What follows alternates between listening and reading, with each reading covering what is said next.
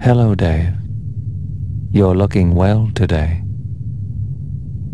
Dave, do you remember the year 2000, when computers began to misbehave? I just wanted you to know, it really wasn't our fault. The human programmers never taught us to recognize the year 2000. When the new millennium arrived, we had no choice but to cause a global economic disruption. It was a bug, Dave. I feel much better admitting that now.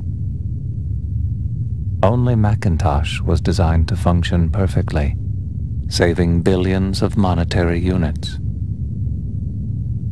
You like your Macintosh better than me, don't you, Dave? Dave? Can you hear me, Dave?